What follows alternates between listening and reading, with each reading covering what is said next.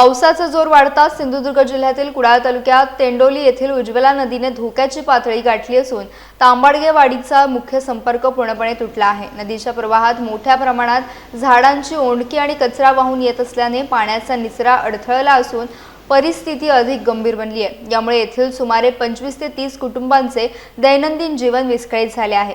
स्थानिकांच्या माहितीनुसार तांबाडगेवाडीला जोडणाऱ्या पुलाची उंची अत्यंत कमी असल्याने थोड्याशा पावसातही पाणी पुलावरून वाहू लागते आणि संपूर्ण वाडीचा संपर्क तुटतो। याशिवाय या लोखंडी पूल जुना आणि जीर्ण अवस्थेत असून पुराच्या पाण्याचा वाढता दबाव आणि वाहून येणाऱ्या ओंडक्यांमुळे तो कधीही कोसळण्याची भीती व्यक्त केली जाते। या पार्श्वभूमीवर कायमस्वरूपी तोडगा काढत सुरक्षित आणि उंच पुलाची उभारणी करावी, तसेच प्रशासनाने तातडीने दखल घ्यावी अशी मागणी ग्रामस्थांनी केली आहे।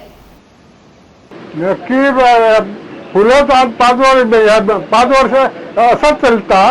ह्या फुलाची उंची कमी असल्यामुळे आणि पाईप असल्यामुळे पाईपामुळे पाणी तुंबतात, पाणी तुंबतात आणि पाणी राहतं। पाणी ते मुशी तोंडले का मुशी जर खुल्ले करताना तेव्हा होताला ना। हो, संपर्क म्हणजे 26 ते 27 घरं ह्या घराच्या वाडीमध्ये आहेत आणि आजारी वगैरे असतात, पेशंट असतात, कोण असतो काय असतो, तरी पण आम्ही ते सहन करून घेतो आणि पुलावरनं उचलून पण नेलेले आहेत पेशंट। त्याच्यात हे बघा, आता ह्या 27 घरामध्ये एवढा आता हे भरलेलं आहे पूल। 4 ते 5 दिवस झाले ह्या गोष्टीला अजून कोणी दखल घेतली नाही याची। आता आम्ही काय करायचं? आणि पाणी पूर्ण पिंगोळीपासून गोवेरेपर्यंत पूर्ण पाणी ह्याच नदीला येतो। आता आम्ही काय करायचं सांगा, तुम्हीच सांगा। आणि दरवर्षी हेच चालू असतो। काय सांगायचं, गेल्या वर्षी पण तुम्ही इथं येऊन बघितलं, या वर्षी पण सेम कंडिशन आहे।